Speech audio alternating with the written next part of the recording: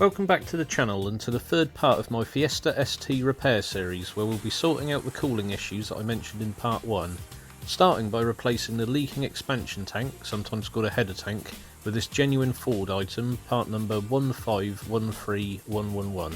Please note, if your cap is worn or broken too, there's no new one supplied, so I'll be using my current one. I can see that job being a little easier than the next, which is to replace the coolant bypass valve, which commonly fail on the 1.6 Ecoboost, and more so on the American spec Ford Kuga, which is known as the Ford Escape in the US market and uses this engine over the 1.5 and diesels that we have. Despite the differences between the cars, this valve is the same part and in the same place, so skip to the 8 minutes 4 seconds mark if you're looking to do this repair yourself. This valve, I believe, comprises of an electronically controlled plunger that blocks coolant from circulating to the cylinder head. What advantages are that over a normal free-flowing system with a thermostat I couldn't tell you, but I guess it's to warm the engine and emissions nonsense up faster, at the cost of reliability it would seem. I'm just thankful it's located fairly high and at the front of the engine, so access would be reasonable. The Ford part number for this is 1870-523. Of course, working on the cooling system would mean draining the coolant, which gives me a great opportunity to change it on this very neglected car. Since this video will be long enough as it is, and people may wish to know how to do a standalone coolant change, I've done this as a separate video which you'll find as part 2 of this series. Please see the link in the description, as you'll need to do this bit first. The expansion tank has 3 hoses. Firstly, this very thin return pipe that easily unclips with 2 plastic prongs either side. The medium-sized pipe is a little trickier as it's a push fit and seal, with this flimsy plastic half-moon clip securing it. With that removed, it can be carefully wobbled to break the seal and withdrawn from the tank. I'm putting the clip back on for safekeeping. The tank itself is secured to the car via a couple of brackets that the tank can be lifted off of. However, you will unfortunately need to remove the headlamp to make enough space to do this.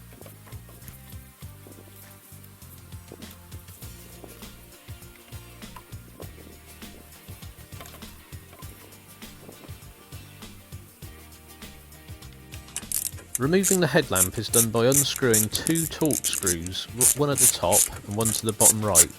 They'll need a T30 torque socket, but you can use a flathead screwdriver as they have some cutaways in the screw heads.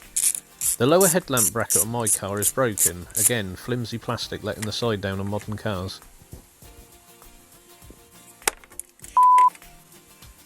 Once they're out, all the bulbs in the lamp are controlled via a single multi-plug, which is easy to remove, and you also need to remove this Phillips screw on this trim piece.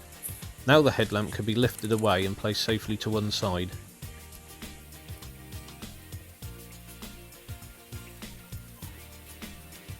Now we have this space to remove the expansion tank, we also have much better access to its feed hose, which is secured with a conventional hose clamp.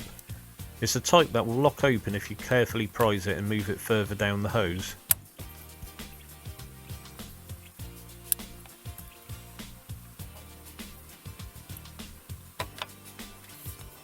If you give the hose a bit of a twist, it can help you pull it off the tank.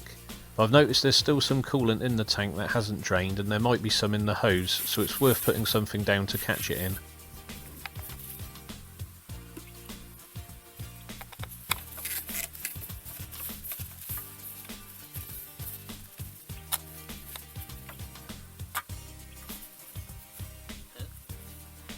Turns out it's just stuck in the tank, maybe because the front of the car is lifted on axle stands. Although the tank can probably be wrestled off its brackets, I'm going to be using a trim tool to try and get them started and moving the tank upwards.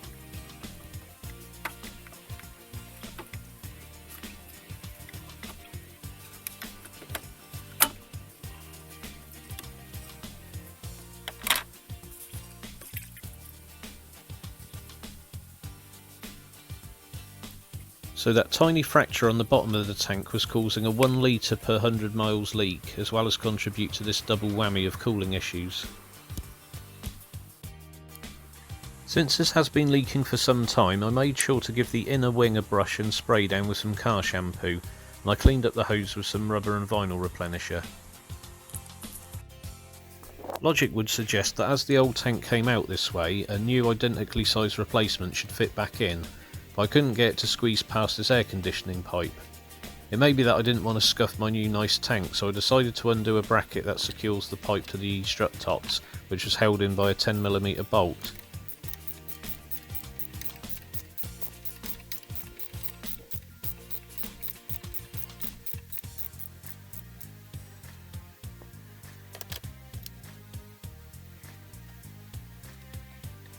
With the aircon pipe now loose and giving me an extra inch of access, it was easy to line up the tank and press it down onto its brackets.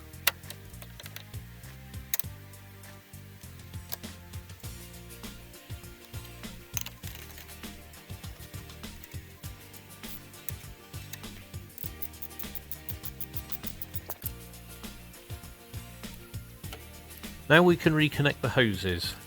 I'll start with the lower one, which pushes easily into the new tank. The middle hose is more fiddly, but will only fit in one way as the plastic fitting has a flat bottom which fits into a D-shaped recess on the tank. The engine bay is so dirty I'm having to blow off a lot of dirt from the ends of these as I don't want it contaminating my nice new coolant. There's a small rubber O-ring on the plastic fitting, so I'm going to spray a light amount of silicone on it so it won't go in dry. Make sure that you use silicone over grease or oil so it doesn't react with anything.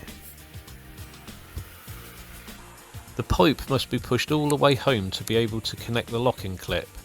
I would say it's not a very strong lock since it falls off with just a touch, so I might secure it with a tiny bit of electrical tape once I'm done. I guess when it's had a hot cycle of coolant flow through it, it will swell and tighten up a bit. The top pipe clips on just fine, as easily as it was removed. Over time I reckon these plastic clips will get brittle, so spares might be in order, or perhaps a modified tank and hoses will be beneficial long term. And finally I have to secure this locked open hose clamp. With these you can hold them fully open with pliers, then you quickly let go so the force of the spring overcomes the locking piece. If you want it to lock, you carefully release the clip with the pliers.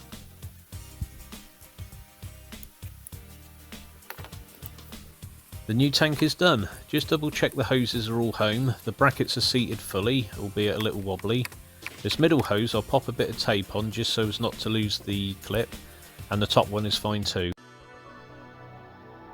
Help deal with the effects of high inflation and economic recession by signing up to Nexo. Nexo is an alternative banking platform who offer a debit card that pays 2% cash back on all purchases with no fees.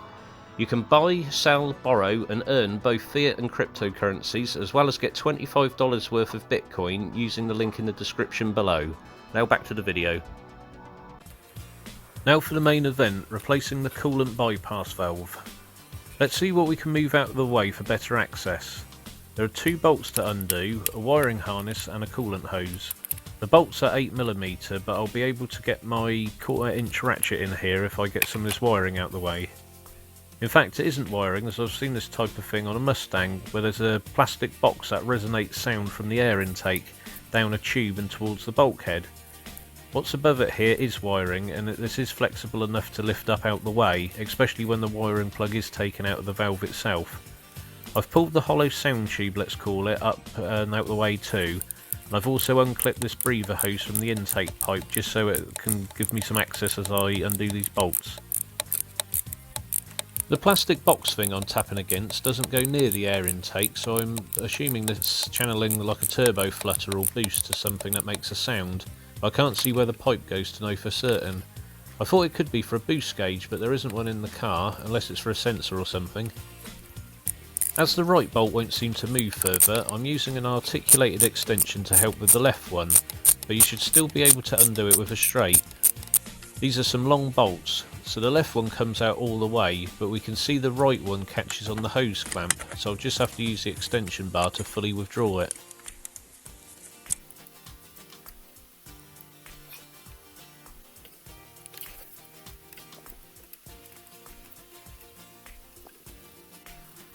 The main body of the bypass valve is now off the engine, and it didn't need any force to disconnect it from where it's seated.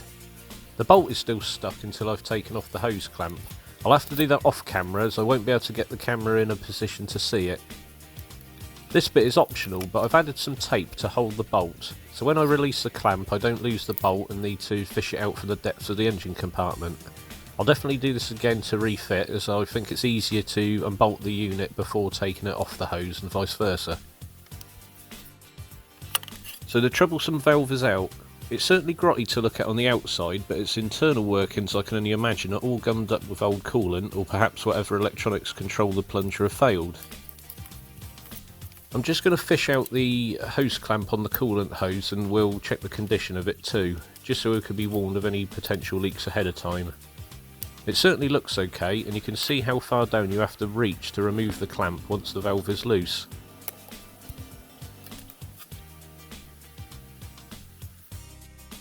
Something you can try to see if there's an issue with these valves is to put a multimeter onto ohms to check its resistance.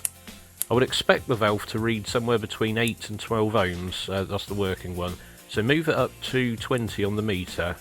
Again, this is something I can't film without having free hands, but if you put the probes onto the valve's pin terminals, the meter will run 1 amp of current through it to measure its resistance. The new one is reading 11 ohms, the old knackered one is reading 4. To prepare the refit, I'm going to first prise the clamp open with some mole grips, and that's to give me a good reach and to hold the coolant hose up as high as possible without having to keep a hand on it, say if I was just using pliers.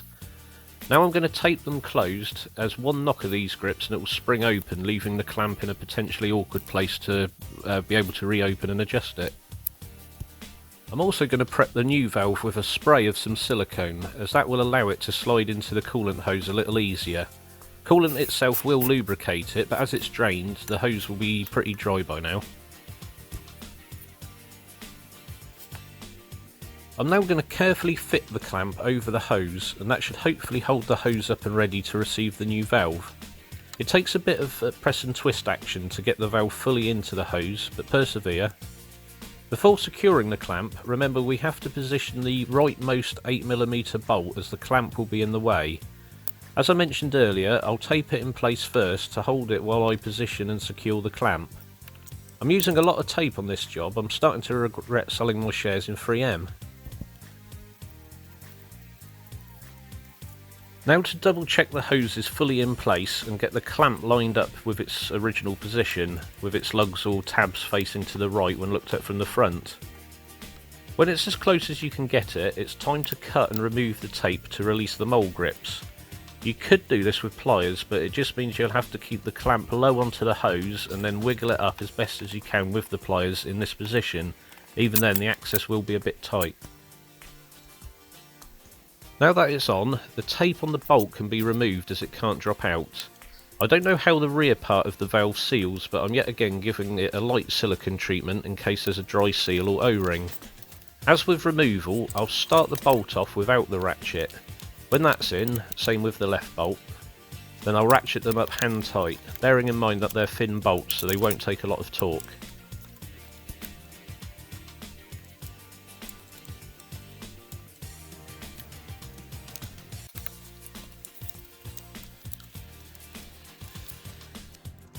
Since I've been messing around with this so long, the Verve Cam battery has died, so I'll have to revert to using my phone to film the rest.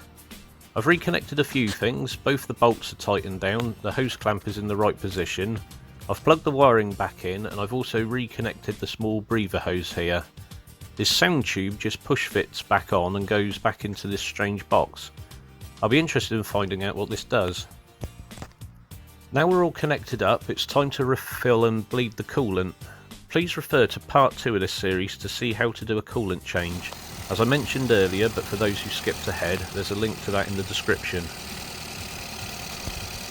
With the car now full of coolant and running at operating temperature, we can have a check for leaks.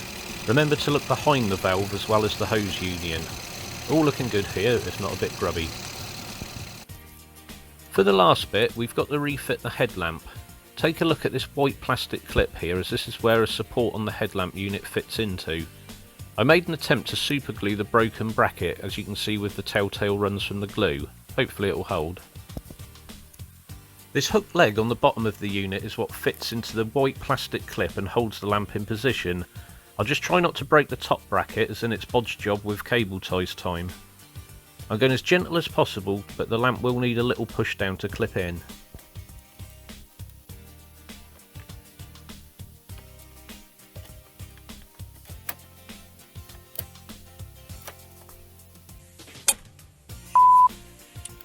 Well, so much for the super glue. It's going back together the way I found it then.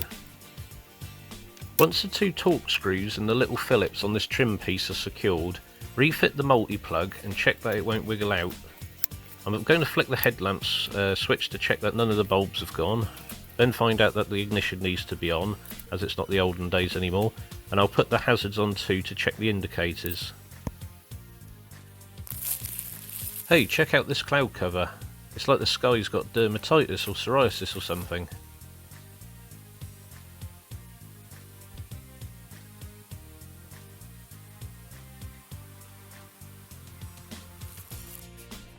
Hidden behind this small storage tray is the OBD2 port. A gentle squeeze and it will drop down.